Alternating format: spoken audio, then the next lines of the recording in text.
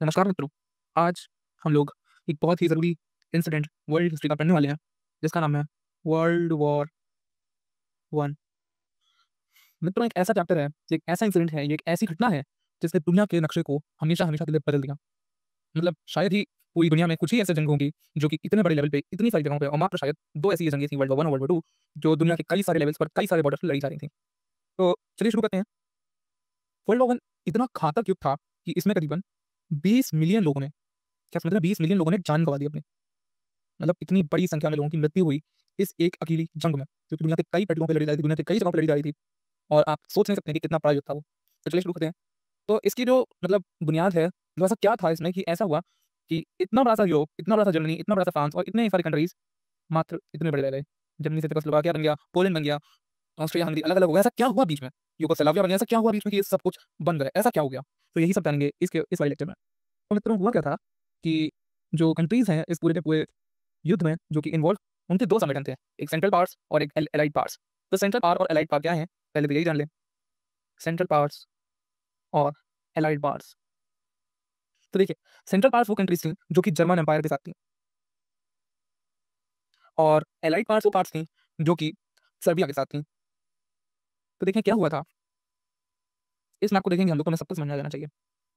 तो देखिए जो सबसे बड़ी घटना हुई थी, वो सर्बिया में हुई थी। मतलब ये सबसे बड़ा मतलब इसे कहना चाहिए झटका था वो ऑस्ट्रो हंगेरियन एम्पायर को। जो ऑस्ट्रो हंगेरियन एम्पायर का सबसे बड़ा झटका सर्बिया की तरफ से मिला था। हुआ क्या था कि इनके जो जैसे कहना चाहिए वारिस, इनके एम्पायर के जो वारिस थे, जिनका नाम था आर्च ड्यूक फ्रांस, भी कह सकते हैं, फर्डिनेंड। ये जो थे, ये वारिस थे, यानी कि ये प्रिंस थे, ये वारिस थे।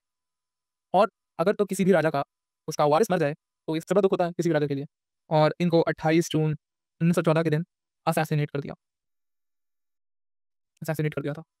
तो ये सबसे बड़ा दुःख था पूरे के पूरे ऑस्ट्रो हंगेरियन एम्पायर के ऊपर और इसी को लेके ऑस्ट्रो हंगेरियन एम्पायर एम्पायर इसने युद्ध घोषित कर दिया।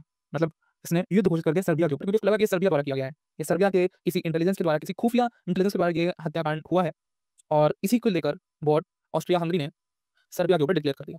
तो देखिए सबसे पहला जो घटनाक्रम हुआ था इसमें, वो ऑस्ट्रो हंगेरियन एम्पायर ने सर्बिया को एक जिसे कहते हैं एक ऐसी सूची बना के दी थी जो कि सर्बियन एम्पायर को माननी पड़ेगी वॉर से बचने के लिए। पहले तो उन्होंने यही कहा था कि भाई देखिए आप ये हमारी शर्तें मान लीजिए तो हम आपको वॉर आप पे डिक्लेयर नहीं करेंगे, आपको छोड़ देंगे। बट वो सूची ऐसी थी कि सर्बिया या कोई भी देश अगर उसको सुने तो वो माने ही ना।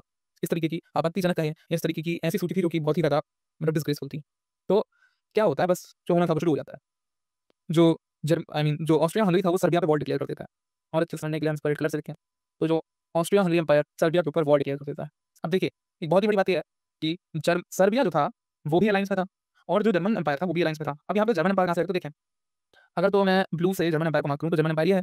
इसके साथ में जो कंट्रीज़ थी, सॉरी ये तो वो हो गए, ये था जर्मन एम्पायर वॉर से पहले। ये जर्मन एम्पायर हो गया, इसकी ट्रीटीज़ थी, ऑस्ट्रिया के साथ ट्रीटी थी, है ना? और इसकी कुछ और कंट्रीज़ के साथ इसकी ट्रीटी थी। जैसे अगर मैं उनका नाम बताऊँ आपको, तो जैसे उसमें ओटोमन एम्पायर था, तो जैसे उसमें बुल्गारिया था और भी कई सारे ऐसे एम्पायर थे जो कि जर्मनी के साथ में अलायंस में थे कि आप पे अगर तो हमला हुआ तो हम आपका मतलब संरक्षण करेंगे, आपको बचाएँगे। और वहीं जो सर्बिया था, ये ग्रेट ब्रिटेन के साथ में, फ्रांस के साथ में और रशिया के साथ में और इटली के साथ में, मतलब कई सारे देशों के साथ इसका अलायंस था, जो भी मतलब इनके साथ में जुड़े हुए थे देश, जिनको भी अपना फ्रेंड मानते थे, उनके साथ इनका अलायंस था। और हमेशा होता है जब पुराने ज़माने में यही हुआ करता था कि एक एम्पायर दूसरे एम्पायर के साथ अलायंस रखता था, ताकि वो भी आपको जीने दे और आप भी उन्हें जीने दो। इस तरीके का अलायंस रहा करता था दोनों मतलब कई देशों के बीच में। तो यहाँ पे जैसे इटली हो गया, बुल्गारिया हो आई एम सॉरी बुल्गारिया नहीं, ग्रेट ब्रिटेन हो गया और कई सारी ऐसी कंट्रीज़ जैसे रशिया हो गया। मतलब इन कंट्रीज़ के साथ था। तो देखिए अब होता क्या है, होता ये है कि जो ओटोमन एम्पायर होता है, जो आई एम सॉरी, जो आपका क्या हुआ हाँ, तो जो आपका ऑस्ट्रियन हंगेरियन एम्पायर होता है वो सर्बिया के ऊपर वॉर डिक्लेयर कर देता है। सर्बिया अपनी मदद के लिए पहले फ्रांस के पास भागता है, क्योंकि फ्रांस भी एक मित्र था उसका। फ्रांस जर्मनी के ऊपर वॉर डिक्लेयर कर देता है और अब जर्मनी के ऊपर से वॉर डिक्लेयर होने के बाद में क्या होता है कि 2 फ्रंट बन जाते हैं। एक फ्रंट तो यहाँ खुल जाता है, मैं दिखाऊँ तो एक फ्रंट यहाँ खुल जाता है और एक फ्रंट यहाँ खुल जाता है और बीच में ये दोनों कंट्रीज़ होती हैं। अब देखिए कोई भी अगर तो नॉर्मल सा भी आदमी होगा जो थोड़ा-सा दिमाग अच्छा चलाए, तो ये ज़रूर समझ जाएगा कि जर्मनी और फ्रांस के बीच में ये संधि हुई होगी कि देखिए आई एम सॉरी जर्मनी और ऑस्ट्रिया हंगरी के बीच में संधि हुई होगी। तो ये ऐसा करते हैं, आप इस फ्रेंच फ्रंट पे रहिए और हम लोग इस सर्बियन फ्रंट पे रहेंगे। और यही किया उन्होंने। और क्या होता है, जर्मनी और फ्रांस दोनों के दोनों किस फ्रंट पे लड़ रहे होते हैं और सर्बिया और ऑस्ट्रिया हंगरी किस फ्रंट पे लड़ रहे होते हैं। तो देखें, अब थोड़ा हम ज़ूम इन करें तो हमें कंट्री, छोटी सी कंट्री दिखती है, इसका नाम है बेल्जियम। देखिए बेल्जियम कोई किसी कंट्री के साथ में ऐसी संधि-वंधि बनी थी, बेल्जियम काफ़ी ज़्यादा न्यूट्रल एक स्टेट था और इससे कोई मतलब नहीं था कि आप कुछ भी करें आस-पास, मुझसे क्या लेना-देना। लेकिन दिक्कत ये आ रही थी कि जर्मन फोर्सेस को बेल्जियम से होकर फ्रांस के रास्ते जाना था, फ्रांस पे जाना था, फ्रांस पे चढ़ाई करनी थी। यहाँ पे जो पेरिस है उसको लड़ना था, उसको जीतना था, क्योंकि आप किसी के देश की राजधानी पर कब्जा कर लें तो देश काफ़ी कमज़ोर हो जाता है, लगभग हारने की स्थिति में पहुँच जाता है। तो यही था, बेल्जियम इस काम में रोड़ा बन रहा था। बेल्जियम ने कहा कि मैं बिल्कुल भी किसी भी जर्मन सोल्जर को अपने आस-पास होके फ्रांस नहीं जाने दूँगा। यही बेल्जियम की गलती थी, यही बेल्जियम ने गलत किया। अब बेल्जियम क्या करता है कि वो वॉर डिक्लेयर कर देता है अपॉन जर्मनी और ग्रेट ब्रिटेन के साथ में अलायंस में बेल्जियम। अब जब ग्रेट ब्रिटेन के साथ अलायंस में था बेल्जियम तो ये करता है, वो वॉर डिक्लेयर कर देता है। अब जर्मनी के साथ में एक और फ्रंट सामने आ जाता है जो है बेल्जियन फ्रंट। अब इस चीज़ को टैकल करने के लिए जर्मनी अपने जो अलायंस पार्टनर्स हैं उनको बढ़ाने की जर्मनी पूरी कोशिश करता है, फिर ताकि ग्रेट ब्रिटेन भी तक मामले में ना आ पाए। और यहाँ पे जो आइडिया पेनिनसुला की बॉर्डर स्पेन कंट्री थे, ये भी ना मामले में आता है क्योंकि आखिर में सब लोगों को पावरफुल के साथ रहना है। पावरफुल ग्रेट ब्रिटेन भी था क्योंकि कई कॉलोनीज थी एशिया और अफ्रीका में। तो अब क्या होता है, धीरे-धीरे इधर की तरफ में जो युद्ध होता है वो जर्मन साइड जीतने लगती है। पहले तो बहुत दिक्कत आती है, पहले तो जर्मन साइड यहाँ पहुँचती है, फिर कुछ दिनों बाद यहाँ पहुँचती है, फिर कुछ दिनों बाद जर्मन फोर्सेस यहाँ पहुँच जाती हैं। फ्रांस, जिसे कहते हैं the fall of Paris, Paris गिर जाता है, पेरिस बिखर जाता है, मतलब पेरिस का पेरिस पे कब्जा होता है जर्मन फोर्सेस। तो होता ये है कि फ्रांस 22 जून को जर्मन सोल्जर्स को सरेंडर कर देता है। अब आप ये मानिए कि ये फ्रेंच की वन ऑफ द जर्मन्स की one of the biggest victories में से एक था, क्योंकि फ्रांस को कब्जा करना वो भी इतनी बड़ी-बड़ी पावर्स के साथ में बहुत मुश्किल काम था। अब देखिए एक और घटनाक्रम सामने आता है। इतने एरिया में अगर आप देखें तो आपको एक कंट्री दिख रही होगी जिसका नाम है पोलैंड। और पोलैंड जो कंट्री है ये सॉरी हाँ, यहीं पे पोलैंड जो कंट्री है ये काफ़ी ज़्यादा एंटी जर्मन कंट्री हुआ करती थी क्योंकि जर्मन्स यहाँ पे बहुत अत्याचार करते थे पॉलिश लोगों पे, उन्हें नफरत थी पॉलिश लोगों से खत्म है। इतना एरिया में पोलैंड था। अब पोलैंड क्या करता है, वो जर्मन्स के ऊपर वॉर डिक्लेयर कर देता है और जर्मन्स के ऊपर एक और फ्रंट पे वॉर डिक्लेयर हो गया था। यहाँ पे ऑस्ट्रिया हंगरी अपना काम कर रही थी, सर्बिया को उन्होंने काफ़ी मतलब पूरे कब्जा लिया था सर्बिया को। और उसके बाद वो धीरे-धीरे अल्बानिया, फिर बुल्गारिया जो कि उनका मित्र देश था, फिर रोमानिया, इन सब के साथ में इसको पूरी तरीके से जकड़ लेते हैं और इतना एरिया जितना मैं आपको मार्क करके दिखा रहा हूँ, कम से कम ये भी बेल्जियम भी जाता है। पूरा फ्रांस अब तक कब्जे में आ चुका होता है Austro Hungarian and German empire. ये बहुत ही बड़ा मूव होता है और बल्गेरिया और ये इतना एरिया पूरा का पूरा ऑस्ट्रो हंगेरियन जर्मन एम्पायर बन चुका होता है। अब फ्रांस अब ब्रिटेन की एंट्री होती है। ब्रिटेन यहाँ पे आप देख सकते हैं जैसे कि है इसमें थोड़ा-सा हल्का साफ कर दूँ, तो थोड़ा अच्छा रहेगा।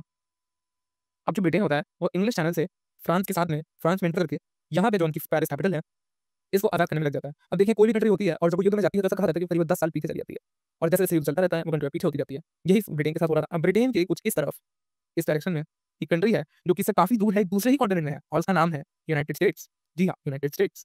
यूनाइटेड स्टेट्स वो कंट्री होती है जो कि ब्रिटेन के साथ में एक संधि में होती है। देखिए मैं वापस बार-बार बता रहा हूँ वो संधियाँ जो होती हैं काफ़ी ज़्यादा ज़रूरी होती हैं। संधियाँ कोई भी देश बहुत बनाता है, मतलब कई देशों की संधियाँ होती हैं। आजकल जैसे नेटो की संधियाँ हैं कि आप पे किसी ने हमला करा तो हम उस पे हमला कर देंगे। इस तरीके की संधियाँ चलती हैं, पहले भी चलती थी, आज भी चलती हैं। चाहे कोई कंट्री कितना भी कोई कितने भी संगठन इस पे विरोध कर ले लेकिन ये चलेंगी और चलती रहेंगी।